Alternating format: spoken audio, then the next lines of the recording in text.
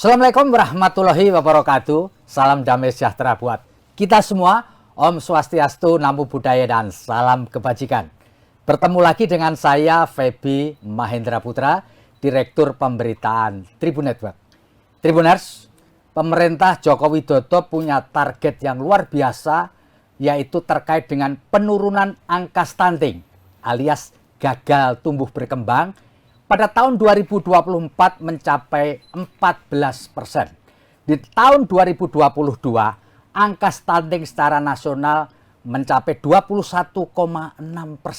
Artinya ada waktu buat kita untuk mencapai angka 14%. Dan berdasarkan hal tersebut, kami dari Tribun Network memberikan penghargaan kepada daerah-daerah yang telah berhasil melakukan penurunan angka stunting, baik pencegahan maupun prevalensi bagi balita yang menderita stunting.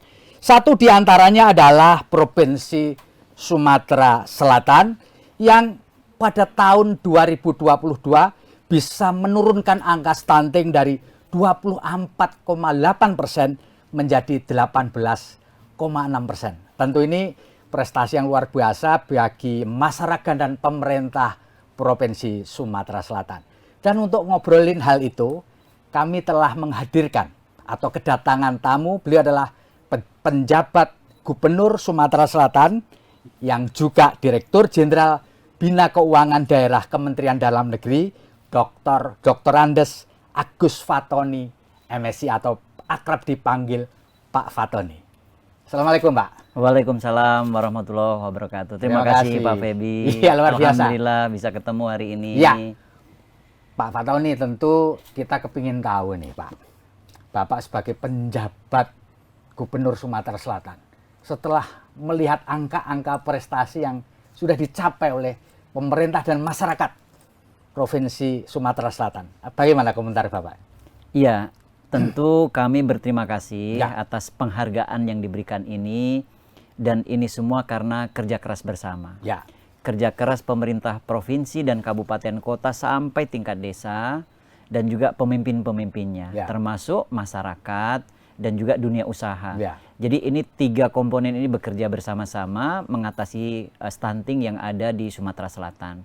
Dan kebersamaan ini terus kita tingkatkan, kita saling melengkapi karena tanpa usaha bersama ini sulit kita lakukan. Maka saya pun mendorong agar yang sudah dicapai ini terus dikejar, ditingkatkan lagi, dan kita maksimalkan lagi.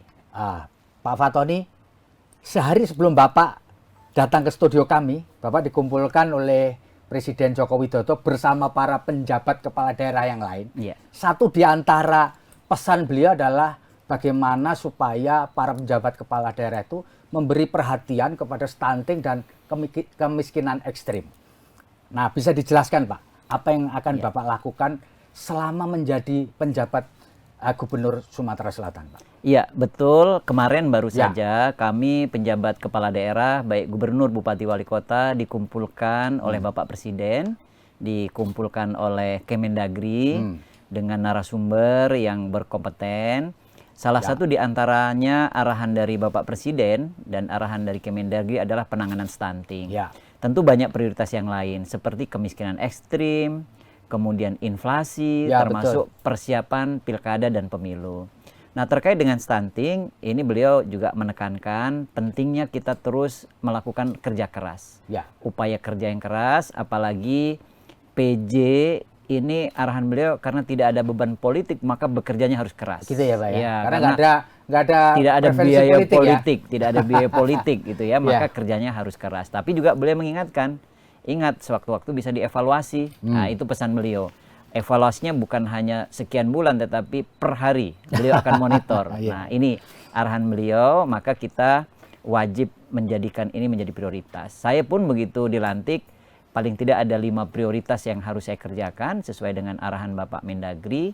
Yang pertama adalah inflasi, yang kedua kemiskinan ekstrim, yang ketiga itu stunting, kemudian yang keempat pilkada pemilu, kemudian yang kelima khusus di Sumatera Selatan dan beberapa daerah lain itu karhutlah. Nah, ini kita terus bekerja keras siang malam dengan berbagai komponen yang ada. Oke. Pak Fatoni, angka di Sumatera Selatan ini menggembirakan lah. Tapi kan masih jauh dari 14% ini. Masih 18,6 tahun 2022. Iya. Karena survei biasanya dilakukan di akhir tahun. Iya. Nah, kalau Pak Fatoni melihat masih ada ya jeda 4% nih, apa yang kira-kira harus digenjot di Sumatera Selatan ini, Pak? Sebenarnya kalau kita sama-sama, Ya. ini agak lebih cepat dan lebih gampang. Kata kuncinya kita harus punya data yang valid. Itu ya, yang penting datanya kunci. ya. Bahkan kita tahu siapa di mana. Nah, maka menggerakkan desa dan kelurahan ini penting karena mereka lah pemerintahan yang terbawah. Di desa itu ada berapa, di kelurahan itu ada berapa, namanya siapa saja. Kemudian kita fokus ke penanganan itu dengan menjadi orang tua asuh. Oke, jadi kalau boleh saya sebutkan, kata kuncinya adalah pada data ya. Data. By name, by address ya. Betul. Nah, dari data yang ada kita akan tahu misalnya satu desa ada 10. 10 orang. 10 tinggal kita bagi nih. Siapa orang tua asuhnya? Mungkin kepala desa ada 2, mungkin ada camatnya ada berapa, mungkin ada tokoh masyarakat ada berapa. Yang tidak terhandle di tingkat kecamatan, di tingkat desa, ditarik di tingkat kabupaten. Yang tidak terhandle di tingkat kabupaten ditarik ke provinsi. Kemudian provinsi memberikan penguatan lagi, penebalan-penebalan. Misalnya makan telurnya kita tingkatkan lagi, gizinya kita tingkatkan lagi. Jadi kalau datanya valid, kemudian intervensinya tepat, insya Allah ini akan selesai. Pak Fatoni, kalau boleh saya tahu ini Pak, kan tentu ada mapping ya di Sumatera Selatan. Bisa Bapak ceritakan nggak mapping-mapping yang perlu difokuskan di wilayah Sumatera Selatan itu di mana aja Pak yang perlu? Ya, kami kemarin juga setelah dari arahan Bapak Presiden, saya juga kumpulkan khusus PJ yang ada di Sumsel, itu ada 8-9 gitu, sekitar 9 orang. Kami berikan arahan itu. Saya tanyakan, kita diskusi, di mana yang paling banyak. Nah, di sana juga banyak pengusaha, banyak usaha-usaha yang lain. Inilah yang akan menguatkan. Jadi nanti kita akan mengajak juga dari dunia usaha. Kadin, kami kemarin juga pada saat mengadakan pertemuan dengan Kadin juga berkomitmen untuk itu. Kemudian perusahaan-perusahaan yang ada di daerah-daerah tertentu tentu akan ikut itu. Nah, yang banyak yang tidak tertangani di kabupatennya nanti diangkat di provinsi. Kita kroyek dengan yang lain. Yang sedikit ya tentu akan punya energi yang lebih. Nah, posisinya seperti itu. Oke. Pak Fatoni, stunting ini apa ya? Kayak ibarat mata uang kayak dengan kemiskinan ekstrim nih. Iya. Ya kan? Iya. Biasanya stunting berada di kantong-kantong warga miskin ini. Iya. Nah, ini bagaimana mengkombinasikan dua hal ini supaya dua-duanya kena? Iya. Ya kan? Silakan Pak. Iya, jadi sama saya juga sampaikan kemarin kepada PJ-PJ, kepada kepala daerah bahwa duanya ini sangat beririsan. Ya. Bisa saja akibat dari stunting karena kemiskinan ekstrim. Tetapi juga bisa berbeda. Bisa saja juga dari pola makan. Nah, pola makan juga penting. Pola hidup itu juga bisa membuat stunting. Atau kondisi keluarga yang tidak perhatian terhadap anak-anaknya. Namun antara kemiskinan ekstrim dengan stunting ini sangat berdekatan. Maka penanganannya pun harus bersama-sama. Sama, by name, by address juga. Nah, di mana kemiskinan ekstrim, di mana di situ ada stunting, akan ditangani bersama-sama dengan pola asuh tadi. Pola asuh. Dan kemudian kita akan seluruh kebijakan yang ada di pemerintah, baik provinsi maupun kabupaten kota, mengacu pada data itu. Itu yang akan kita lakukan terus nanti. Pak Fatoni pernah punya cerita nggak?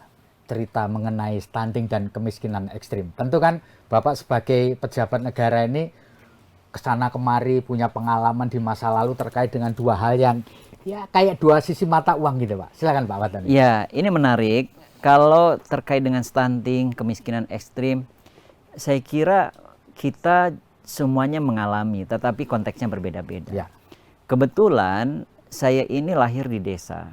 Tempat tinggal saya desa yang sangat jauh, terpencil. Di provinsi mana itu Pak? Provinsi Lampung, itu sudah perbatasan dengan Sumsel. Ada di Lampung tapi berbatasan dengan wilayah Sumatera Selatan. Sebelahnya itu udah Sumsel.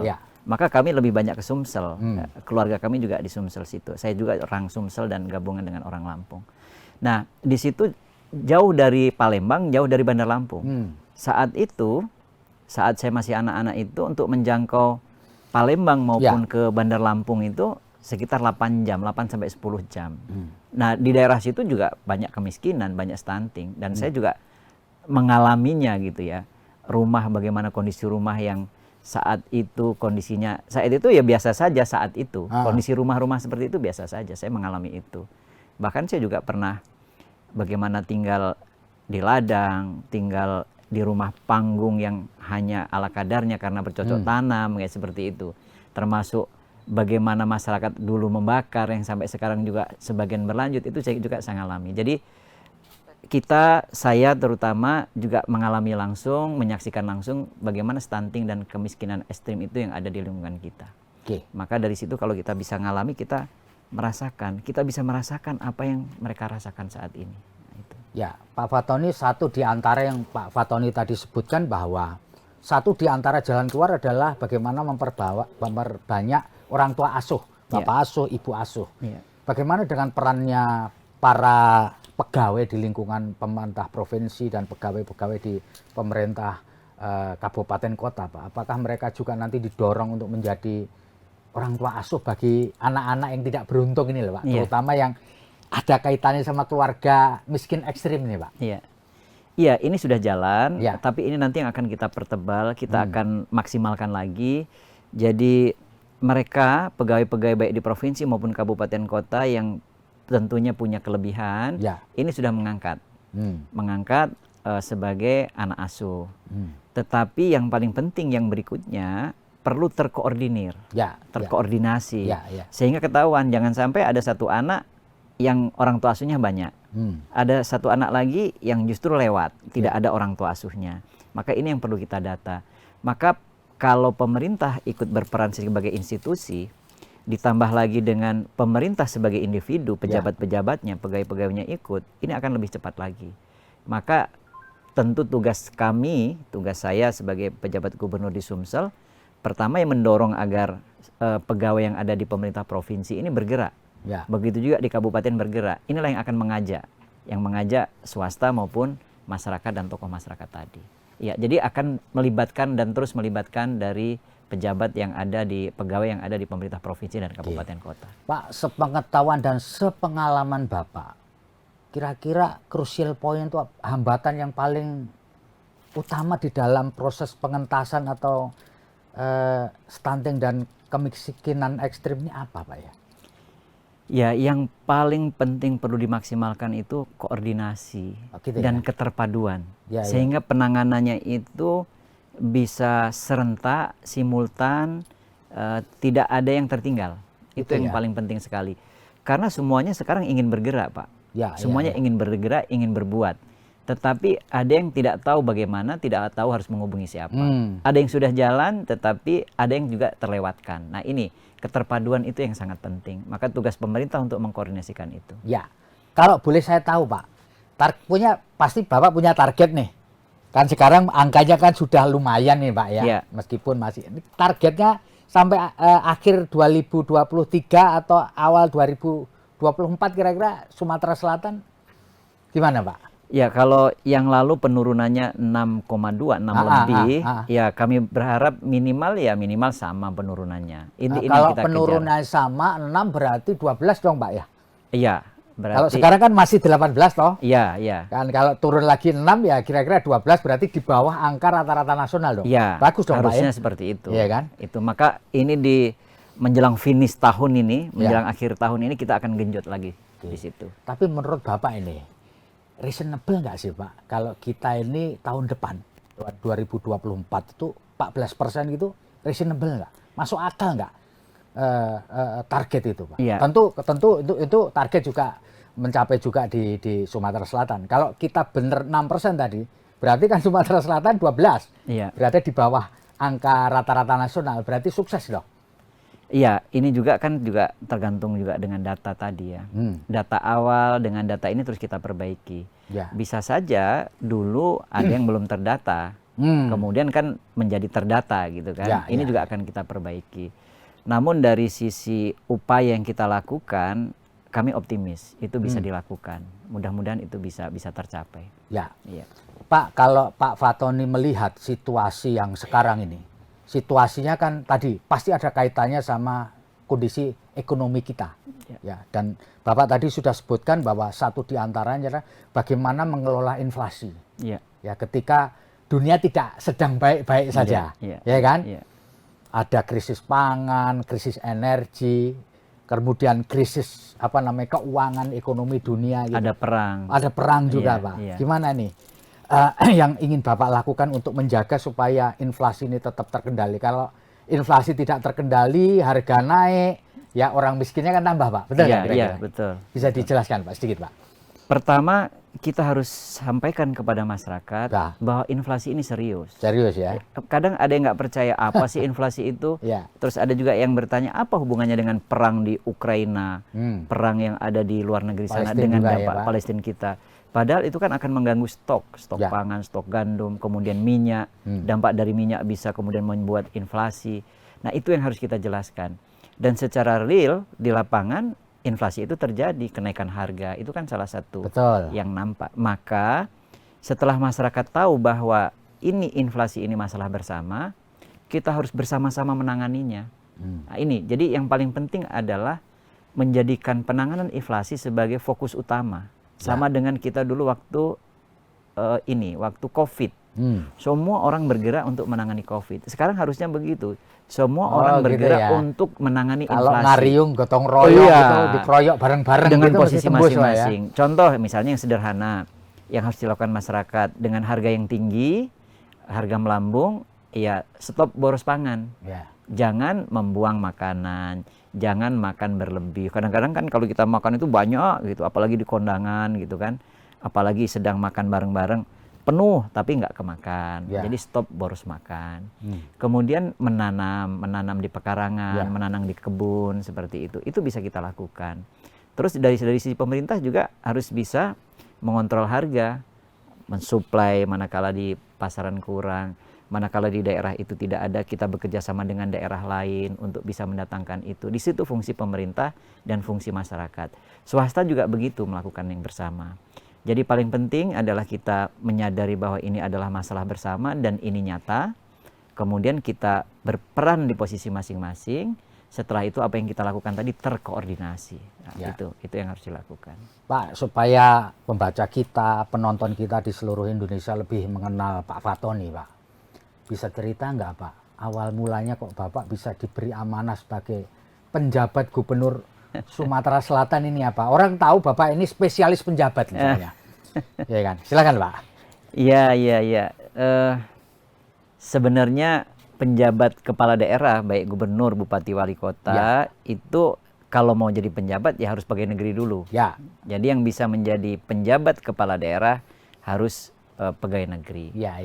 Dan terkait dengan penjabat ini, terkait dengan kepala daerah ini ada kepala daerah definitif yang dipilih, ada PLT, pelaksana tugas. Pelaksana tugas itu misalnya ada kepala daerahnya berhalangan tetap, wakilnya pelaksana tugas.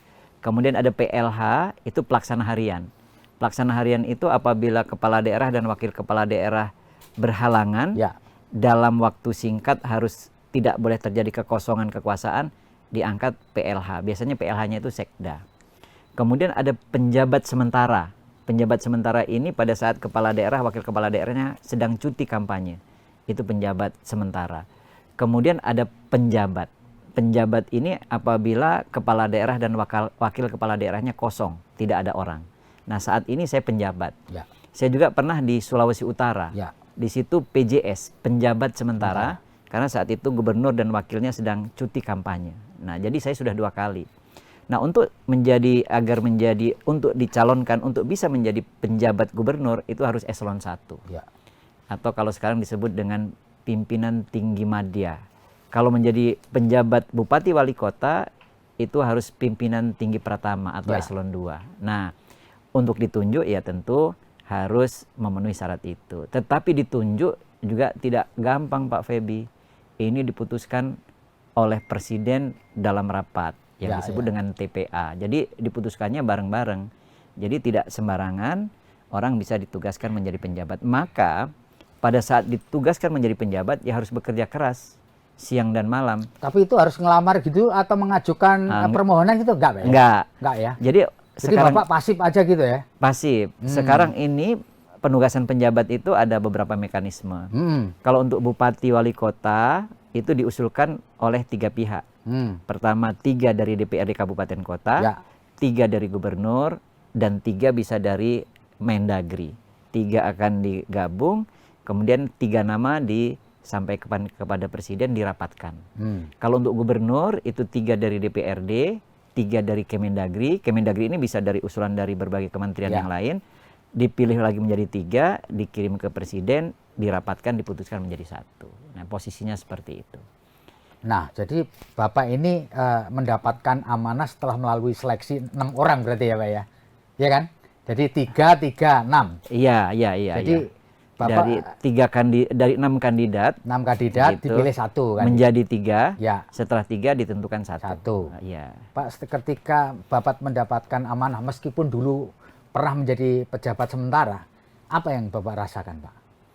Surprise atau biasa aja gitu?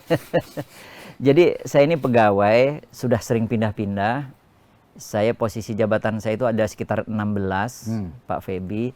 Jadi kalau saya pegawai, prinsip saya itu menunggu perintah untuk jabatan. Ya. Yang penting saya bekerja sebaik-baiknya, apapun penugasan yang diberikan kepada saya siap laksanakan.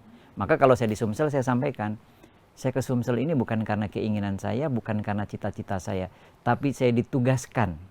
Maka saya harus bekerja keras. Nah, gitu. Jadi pasif. Dan biasa saja ya Pak ketika mendapat amanah itu? Ya, normal saja seperti layaknya penugasan lain ya? Alhamdulillah dan astagfirullah. Maksudnya apa Pak? Alhamdulillah apa? Astagfirullah apa? Innalillahi kenapa? Alhamdulillah itu karena diberikan kepercayaan. Ini suatu syukur kan, kita diberikan amanah. Karena tidak semua orang bisa diberikan kepercayaan. Astaghfirullahaladzim, juga innalillahi, karena jabatan ini berat sekali. Berat ya Pak ya? Berat, dan harus kita laksanakan dengan sebaik-baiknya. Maka untuk menjalankan amanah, ya harus kita bekerja keras. Itu kenapa tadi alhamdulillah dan astagfirullah tadi. Pak, selama beberapa waktu menjadi penjabat gubernur di Sumatera Selatan, yang Bapak rasakan apa Pak? Ya, jadi Pak Feby sebenarnya kalau terkait dengan gubernur, saya ini sejak remaja, saya dulu tamat sekolah, saya dari IPDN, saya itu jadi ajudan gubernur Lampung. Oh gitu ya Pak ya? Tahun 95-97. Kalau tamat SMA itu sekitar usia 18-an gitu, 18 tambah 3, berarti usia 21, saya jadi ajudan gubernur. Jadi sejak usia 21, saya sudah sehari-hari menyaksikan dan melekat dengan gubernur. Jadi ilmu gubernur itu sudah punya lah gitu, kira-kira itu. Mantap gitu. Itu berarti. Sudah punya ilmu itu. Nggak heran-heran amat iya, gitu ya. Sehari-hari kita, apa yang kita lakukan mirip dengan gubernur sehari-harinya. Hanya begitu ke acara kita ikut acara, begitu bangun pagi kita lebih pagi, bangun tidur malam kita lebih malam, kita menyiapkan sambutan lain-lain. Kemudian setelah itu kebetulan penugasan saya juga banyak di lingkungan pimpinan. Gitu ya Pak. Saya kepala bagian protokol, kepala staf pribadi Mendagri, beberapa Mendagri. Jadi ya sudah sering menyaksikan seperti itu. Pada saat pimpinan-pimpinan saya jadi PJ gubernur, saya juga mendampingi, ikut sehari-hari. Jadi ya sudah, kalau menyaksikannya sudah hatam lah. Hanya tinggal menerapkannya saja lah gitu kira-kira. Tinggal melaksanakannya. Bayangkan Pak Feby, kalau kita bisa mengadopsi semua tadi, ilmu tadi, ilmu yang kita dapat waktu muda, kemudian ilmunya gubernur-gubernur yang lain kita gabung, kan berarti ilmu kita banyak gitu kan. Harusnya kita bisa lebih maksimal lagi. Gitu. Itu ya Pak ya. Ya, jadi karena banyak belajar itu tadi. Pak, satu di antara pesan presiden itu adalah di luar yang stunting sama kemiskinan ekstrem adalah netralitas. Bahkan muncul satu warning gitu, kalau sampai nggak netral, hei para pejabat tak ganti. Apa sih Pak dimaksud dengan netralitas itu apa, supaya kita tahu, karena masing-masing orang kan punya persepsi sendiri-sendiri soal netral nih. Ada yang bilang netral itu maju enggak, mundur enggak, kayak mobil gitu Pak, netral gitu. Silakan Pak. Jadi tugas pemerintah itu harus di tengah. Pemerintah itu tidak boleh berpihak kemanapun. Jadi di tengah. Semua harus kita layani, semua harus kita perlakukan sama. Maka dalam politik kita juga tidak boleh ikut politik praktis. Jadi nggak boleh ikut kampanye, nggak boleh ikut kampanye, nggak boleh dukung-mendukung, bahkan nge-like saja tidak boleh. Nge-like nggak boleh? Nggak boleh Pak. Wah, kemudian kita nge-share salah satu calon nggak boleh. Nah, disitulah netralitas itu. Jadi kita harus menjaga kondusivitas tadi, memperlakukan yang sama. Memang yang kadang-kadang kemudian dimaknai masyarakat kadang-kadang, loh kok ikut hadir ini, kok ikut foto ini. Ya namanya foto boleh sama siapa saja. Oh, foto masih boleh ya Pak ya? Foto boleh, tetapi kan tidak berkampanye. Misalnya ketemu di kondangan, Ya. foto ketemu ya boleh. Oh. Ketemu iya. di satu acara, Nah, itu yang penting ya Pak, boleh. tafsir ini Pak. Jangan sampai kemudian kita nggak bermasyarakat jadinya Ya, gitu ya, kan. ya. Terus saya misalnya sebagai PJ Gubernur, saat ada acara partai, saya sebagai gubernur kan diundang, ya boleh datang. Datang boleh ya. Yang tidak boleh mengacungkan kemudian jari, kemudian ikut mendorong, berkampanye, ya itu yang tidak boleh. Pidato di acara parpol boleh ya? Boleh, ya sebagai pembina politik juga kan. Jadi partai siapa saja yang mengundang ya kita akan datang. Nah, Kalau itu. pegawai negeri di lingkungan Pemprov diundang untuk acara parpol gitu, boleh nggak datang Pak? Lihat konteksnya. Lihat konteksnya. Jadi kalau misalnya yang diundang itu kepala Kesbangpol, Ya. ini kan memang menangani itu, ya boleh. Atau saat saya diundang, saya menugaskan asisten atau kepala dinas lain, ya boleh. Prinsipnya pokoknya kita nggak boleh ikut-ikut kampanye. Kalau nonton kampanye boleh nggak Pak? Pegawai negeri sipil nonton kampanye gitu Pak? Karena ada dangdutnya gitu, boleh nggak Pak? Sebisa mungkin dicegah lah nonton dari jauh aja. Masa nonton aja nggak boleh Pak? Nah, ini yang wilayah tafsir ini yang harus kita hindari Pak Febi. Ya. Jadi daripada ditafsirkan lain-lain lebih baik mending nggak usah gitu ya? Mending nggak usah. Dengerin dari jauh aja ya Pak ya, kalau ada biduannya nyanyi gitu. Atau kita lihat YouTube aja, itu penyanyi siapa kita buka aja di YouTube gitu Ya. kan. Itu masanya nggak lama kok. Ya. Kan saat-saat nanti sudah ada kontestasi sudah mau dimulai ya. Ya. Kalau sekarang kan belum nih, belum ya nggak apa-apa kan belum ada kampanye. Gitu Nggak ya ada Pak masalah, iya. Pak, ini satu lagi pertanyaan pamungkas dari saya untuk Pak Fatoni Pak. Pak, silahkan Bapak menyampaikan closing statement buat pembaca kita, penonton kita, terutama masyarakat Sumatera Selatan ya Pak, untuk membantu ini. Ya.